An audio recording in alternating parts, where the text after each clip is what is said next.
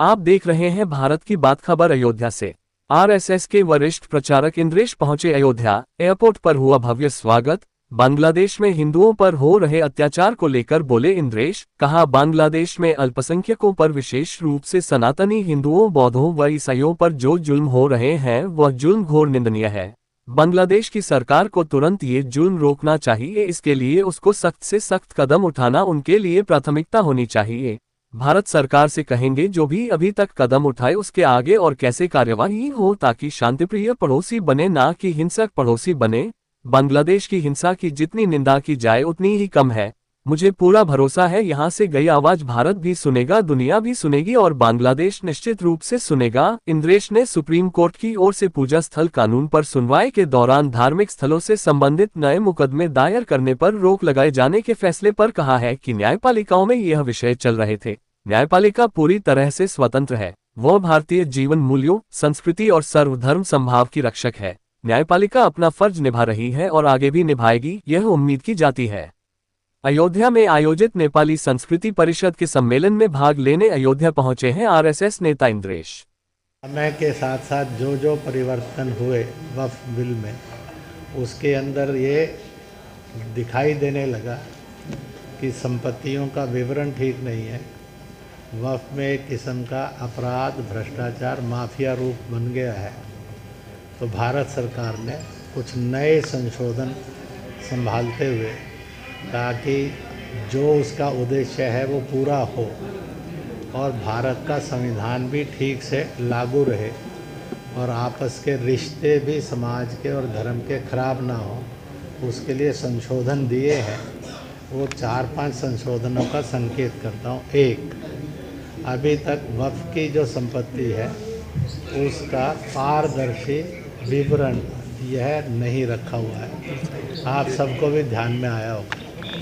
उसका पारदर्शी विवरण रखा जाए, यह एक उसमें अधिनियम है। दूसरा अधिनियम है कि जो उसकी संपत्ति है कार्य परिषद के सदस्य के रूप में उपस्थित है। एक प्रस्ताव ये पारित हुआ कि भारत और चारों तरफ जो देश हैं उनकी सीमाओं में शांति और सद्भाव रहे। आतंकवाद, नक्सलवाद, युद्ध, घुसपैठ, शस्त्रों की स्मगलिंग, आतंकवादी या ऐसे हिंसक लोगों का आना जाना, यह सौहार्दपूर्ण ढंग में रोका जाए ताकि सभी पड़ोसी देश मिलकर विकसित, शिक्षित और समर्थ बने। और भारत इस बात के लिए तैयार था है। जैसे अफ्रीकन यूनियन है, ऐसे ही एक भारत यूनियन के रूप में, भारत संघ के रूप में ये सब देश हों ताकि दंगों, हिंसा, छुआछूत, भेदभाव, इन सब से, धर्मांतरण आदि से मुक्त होकर सभी मिलकर विकसित, शिक्षित और समर्थ बने। दूसरा, बांग्लादेश के अंदर होने वाला जो अत्याचार है और अन्याय है अल्पसंख्यकों पर, बीच बीच में पाकिस्तान में भी होता है। इसलिए दुनिया की ताकतें, यूएनओ के सामने चुनौती है कि वह अल्पसंख्यकों की सुरक्षा की गारंटी पाकिस्तान में भी बने और बांग्लादेश में बने। और बांग्लादेश में जो अत्याचार हो रहे हैं वो तुरंत और ठोस कदम उठाकर, सख्त कदम उठाकर रोके जाने चाहिए। तो मैंने कहा कि अयोध्या हम आए हुए हैं, वो अयोध्या को भी अपनी पवित्र नगरी के रूप में मानते हैं। जय जय श्री राम। इस प्रकार से और यहाँ पर वो आए हैं, उसमें एक विषय ये रहेगा सर्वधर्म समभाव का। अपने अपने मत पंथ पर चलो, दूसरे के मत पंथ की निंदा नहीं करो, उसमें दखल नहीं दो, दंगा नहीं करो, धर्मांतरण नहीं करो और सबका सम्मान करो। हो सके तो एक दूसरे के कार्यक्रमों में भागीदारी करो ताकि देश के दंगा मुक्त और हिंसा मुक्त हिंदुस्तान बनाया जा सके। इसमें और भारी से भारी योगदान करें। दूसरा, इस बात की भी चर्चा होगी कि यहाँ पर आए हैं तो अभी देश में वक्फ पर और चर्चा चली है।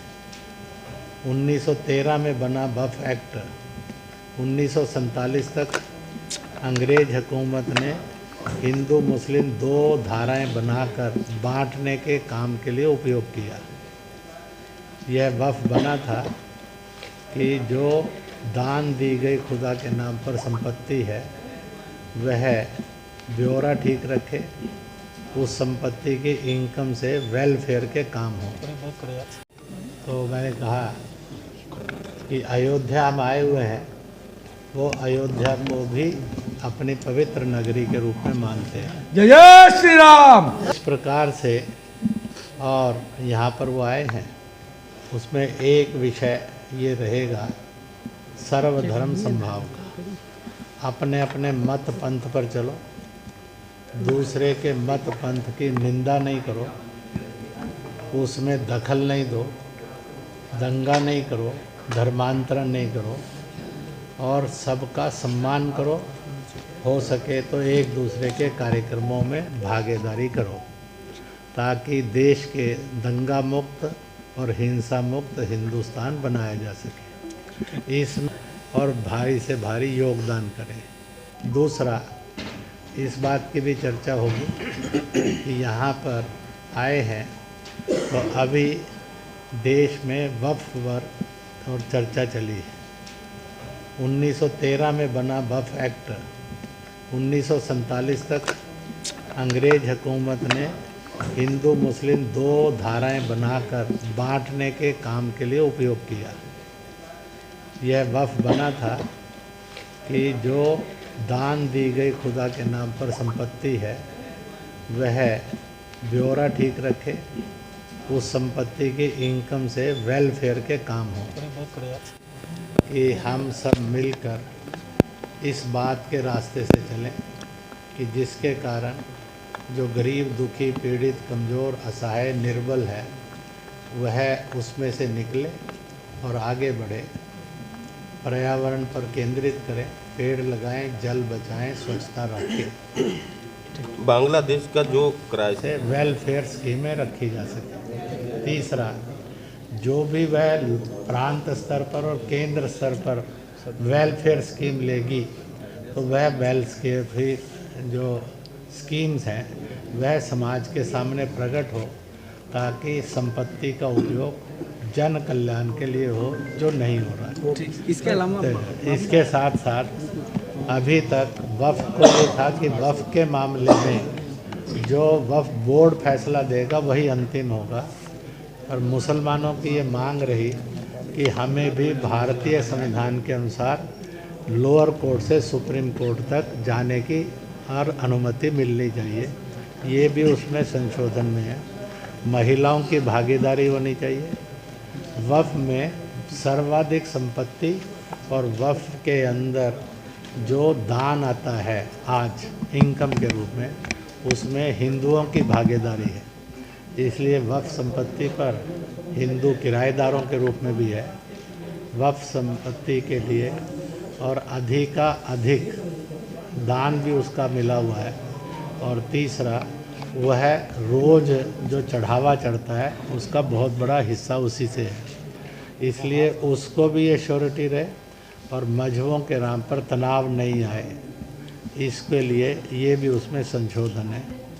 इसलिए इसको कहा गया ये गेम चेंजर भी है, और इसको कहा गया यह इस्लाम का सम्मान भी बढ़ा रहा है, और यह मुसलमान के लिए एक तोहफे के रूप में है। ये निरंतर बढ़ रही है।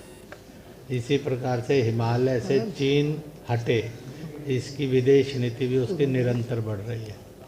पड़ोसी देशों को, वो श्रीलंका होगा या फिर मालदीव होगा, म्यांमार होगा, चीन ने डिस्टर्ब करने की कोशिश की। भारत ने चीन को वहाँ से हटाते हुए वहाँ शांति स्थापना का काम किया है। ठीक है, थैंक यू। इसके अलावा लगाओ, वहाँ से होने वाला धर्मांतरण आज मुसलमान के रूप में भारत में दिखाई देता है। पूर्वजों पर जाएंगे तो सब भारतीय, हिंदुस्तानी, सनातनी थे।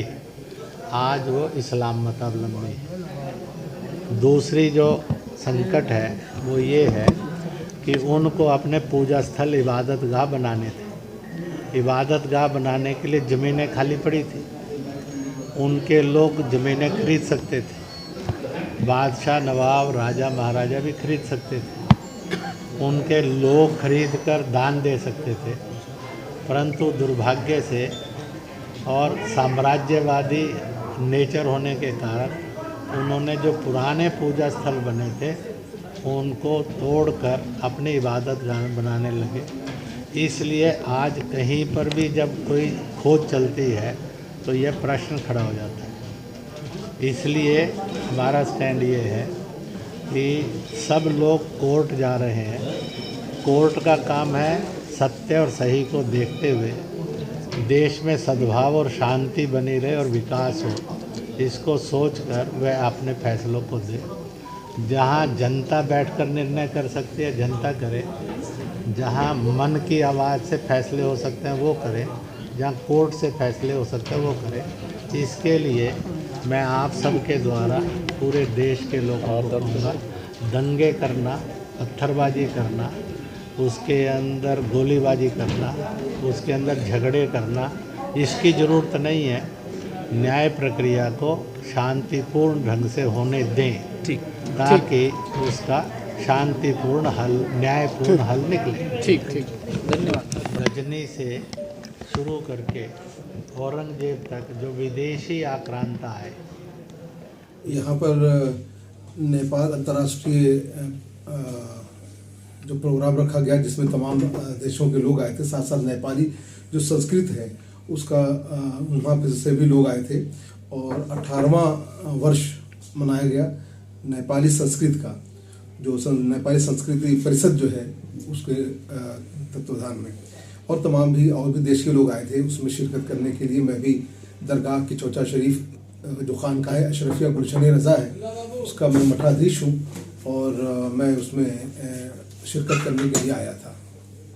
सबसे जो मेन 3 बिंदु रखे गए थे, पहला तो जो सबसे पहला बिंदु है वो ये है कि बांग्लादेश में जो अल्पसंख्यकों के साथ जो बर्ताव किया जा रहा है और बर्बरता जो बरती जा रही है ये कतई अच्छी बात नहीं है। और क्योंकि मैं धर्मगुरु की हैसियत से तकरीबन 3-4 देशों में जाता हूँ, प्रवचन करता हूँ और वहाँ भी बहुत से लोग ऐसे हैं जो बांग्लादेश में जिसको हम लोग मुरीद कहते हैं, चाहने वाले कहते हैं, वो लोग वहाँ पे हैं। तो एक हमारा डेलीगेशन भी जा रहा है संडे के दिन, रविवार के दिन, और वहाँ जाकर उन लोगों को हर उस मौलवी मौलाना से मिलकर जो सुन्नी समुदाय और भी लोग हैं, ताकि उस चीज़ को कहीं ना कहीं बहुत दूर दूर तक जाकर रोका जाए, ताकि अल्पसंख्यकों के साथ जो चीज़ हो रही है, इस तरीके से परेशानी, इस तरीके से मारना पीटना, बच्चों पे जुल्म होना, ये अच्छी बात नहीं। सरासर ये कहीं ना कहीं एक मैं कह लिया जाए कि ये आतंकवादी संगठन कह लिया जाए जो ऐसा काम कर रहे हैं जी।